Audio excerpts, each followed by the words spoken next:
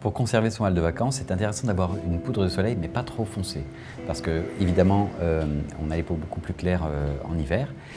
Mais en fait, on va apporter avec cette poudre de soleil quand même une mine beaucoup moins grise et beaucoup plus fruitée et beaucoup plus enjouée tout au long de l'année, en fait, sans problème. Donc pour rafraîchir un teint un petit peu grisé durant l'hiver, c'est important de réveiller la peau, de réveiller le teint, d'avoir des eaux de beauté par exemple pour vraiment redynamiser un épiderme un petit peu fatigué, ou bien utiliser des matières sous les yeux pour éclaircir le regard, pour le redynamiser, pour le réhydrater. Pour avoir un maquillage naturel, il est important d'avoir un teint léger. Donc le moins de fond de teint possible, avec le moins de poudre possible. Et surtout de terminer son maquillage par un spray d'eau de beauté par exemple, qui va fixer le maquillage mais en même temps qui va vraiment l'alléger et l'adoucir.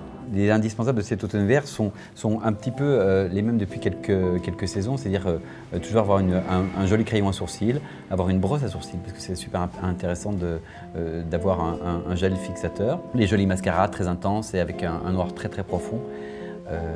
Ça pour moi c'est des basiques et c'est des indispensables. Les astuces qui fonctionnent pour se mettre en valeur, c'est un petit contour de lèvres couleur lèvres justement.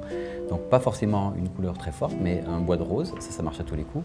Un crayon noir au ras des cils supérieurs pour vraiment accentuer la frange de cils, ça marche toujours très très bien. Un crayon également taupe si on a un sourcil un petit peu épars et un peu fin.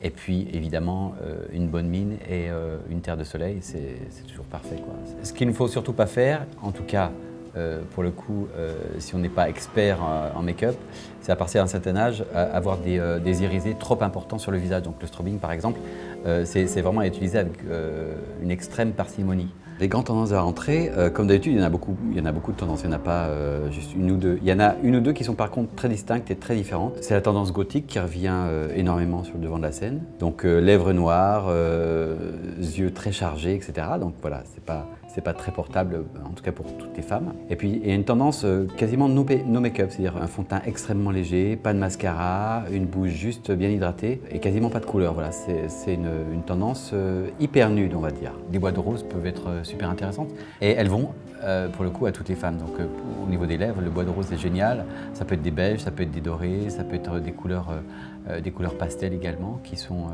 pas trop marquées. Le conseil le plus important pour moi, c'est de ne pas trop charger en termes de pigmentation.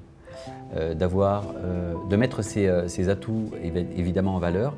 Ce qui est important, c'est surtout d'éviter les couleurs trop flashy qui vont vraiment attirer l'attention.